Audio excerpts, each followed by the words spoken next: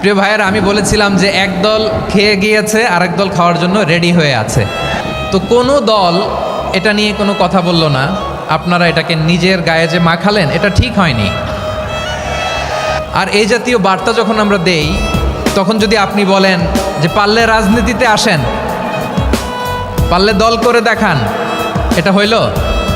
তো যশোরের প্রোগ্রামের এক ভিডিওর পেছনে আমাদের কিছু দিনী ভাইরা 6 বছর আগের এক অডিও ব্যাকগ্রাউন্ডে জুড়ে দিয়ে বিভ্রান্তি ছড়ানোর জন্য সোশ্যাল মিডিয়াতে ছড়িয়ে দিয়েছে। তো তাদের প্রতিও আমাদের কোনো রাগ নাই, ক্ষোভ নাই। তারা হয়তো দিনই তাকাদা থেকেই করেছে। বিশাল মাঠ, আমি তো বাংলাদেশের অলমোস্ট অধিকাংশ জেলায় গিয়েছি।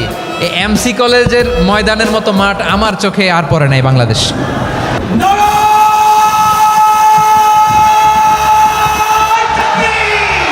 দাওয়াতের ময়দানে আছে মুমিন প্রাণে আল্লামা সাঈদীর উত্তরসূরি। আজ হারি আজ হারি আজ হারি মিজানুর রহমান আজ হারি। সিলেটের আলিয়া মাদ্রাসার যে ময়দান, সেখানে দীর্ঘ 33 বছর 34 বছর সরাসরি কোরআন থেকে তাফসির করে আপনাদেরকে শুনিয়েছেন এই ভূখণ্ডের তাফসির জগতের কিংবদন্তি শহীদ মরহুম আল্লামা দেলোয়ার হোসেন সাঈদী রহিমাহুল্লাহ। আমরা আমাদের আল্লামার জন্য দোয়া করি, আল্লাহ তাআলা মরহুম আল্লামা দেলোয়ার হোসেন সাঈদী রহিমাহুল্লাহর জীবনের সকল খেদমাগুলোকে আল্লাহ তাআলা কবুল করে নিক। ওনার কবরটাকে আল্লাহ তাআলা কোরআনের নূর দিয়ে মোনাওয়ার করে দিক।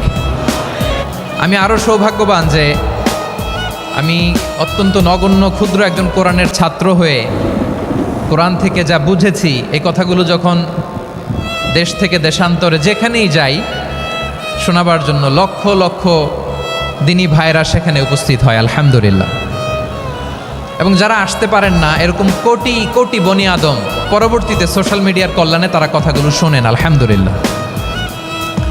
আবার এমনও অনেক আছে যারা আমাদেরকে পছন্দ করেন না, তারাও ডায়েরি খাতা কলম নিয়ে, মোবাইল নিয়ে, ল্যাপটপ খুলে আমাদের আলোচনা শোনেন। আমি তাদেরকেও ভালোবাসি, কারণ আমার স্লোগান হচ্ছে হেরে যাবে ওদের হিংসা, ষড়যন্ত্র, জিতে যাবে আমাদের ভালোবাসা।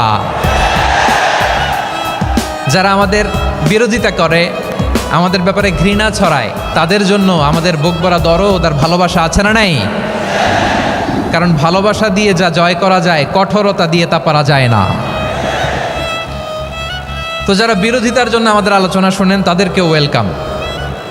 যারা আমাদের আলোচনা আউট অফ কনটেক্সট নিয়ে এক জায়গার মাথা আরেক জায়গার লেজ জুড়ে দেন, তাদেরকেও ওয়েলকাম। গত সপ্তাহে আপনারা জানেন খুলনা বিভাগের প্রোগ্রাম আমি দিয়েছিলাম যশোরে আদ্দিন ফাউন্ডেশনের উদ্যোগে। তো যশোরের প্রোগ্রামের এক ভিডিওর পেছনে আমাদের কিছু দিনী ভাইরা 6 বছর আগের এক অডিও ব্যাকগ্রাউন্ডে জুড়ে দিয়ে বিভ্রান্তি ছড়ানোর জন্য সোশ্যাল মিডিয়াতে ছড়িয়ে দিয়েছে। তো তাদের প্রতিও আমাদের কোনো রাগ নাই, ক্ষোভ নাই। তারা হয়তো দিনই তাকাদা থেকেই করেছে, কিন্তু তারা হয়তো বুঝতে পারে নাই এই যে রিসেন্ট আলোচনার ভিডিওর পেছনে 6 বছর আগের অডিও জুড়ে দেওয়া, এটাকে বাংলায় বলে প্রতারণা। কি বলে? প্রতারণা, ধোঁকাবাজি। এখনকার আলোচনার ভিডিও আর ব্যাকগ্রাউন্ডে এডিট করে লাগিয়েছে 6 বছর আগের অডিও।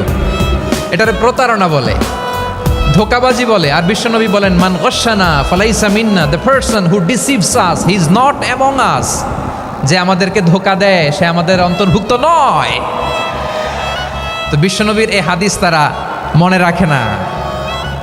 তো এই জন্য শুধু বিশ্বনবীর প্রতি সাল্লাল্লাহু আলাইহি ওয়াসাল্লামের প্রতি সেরেফ ভালোবাসা আপনাকে বাঁচাতে পারবে না যদি বিশ্বনবীর আদর্শ আপনি গ্রহণ না করেন।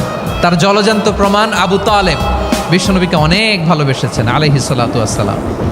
পলিটিক্যাল শেল্টার, ফিনান্সিয়াল শেল্টার, সব ধরনের শেল্টার তিনি দিয়েছেন, কিন্তু বিশ্বনবীর আদর্শ মানেন নাই। মুক্তি মিলবে? হ্যাঁ, আওয়াজ করে বলেন, আবু তালেবের কি মুক্তি মিলবে? তাহলে সেরেফ ভালোবাসা আপনাকে বাঁচাতে পারবে। ভালোবাসার পাশাপাশি বিশ্বনবীর আদর্শকে মেনে নেওয়ার দরকার আছে না নাই? তো যারা এই সমস্ত কাজ করেন আমাদের ভাইয়েরা, তাদের জন্য আল্লাহ তাআলার কাছে আমরা হেদায়েতের দোয়া করি। আবার আমি দেখেছি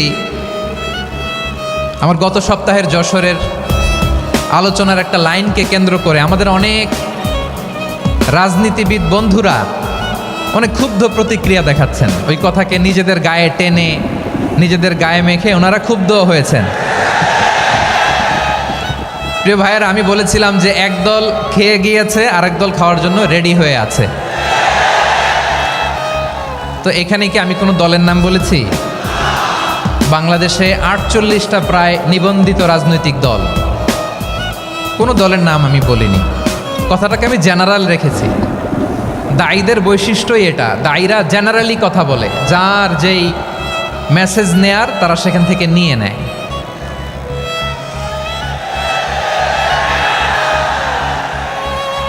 তো কোনো দল এটা নিয়ে কোনো কথা বলল না, আপনারা এটাকে নিজের গায়ে যে মাখালেন এটা ঠিক হয়নি। আমি বলবো যে এটা খুবই অনভিপ্রেত হয়েছে। কোনো দলকে টার্গেট করে বা কোনো দলের পক্ষে আমরা কখনো কথা বলি না। আমরা কোরআনের পক্ষে কথা বলি, ইসলামের পক্ষে কথা বলি, ঠিক কিনা বলেন? সো একটা জেনারেল কথাকে যদি আমার রাজনীতিবিদ বন্ধুরা নিজেদের গায়ে মাখেন, ক্ষুব্ধ প্রতিক্রিয়া জানান, এতে করে সাধারণ জনগণের কাছে একটা নেগেটিভ মেসেজ যাবে ওনাদের ব্যাপারে। এটা হোক আমরা চাই না। এদেশের যত এই যে আমার ভাইয়েরা, এই যে তো আমার প্রিয় রাজনীতিবিদ বন্ধুদের আমি বলবো, কথাটা ছিল ভেরি জেনারেল, এটা নিজেদের গায়ে মাখানোর কোনো দরকার নাই। আমরা এই যে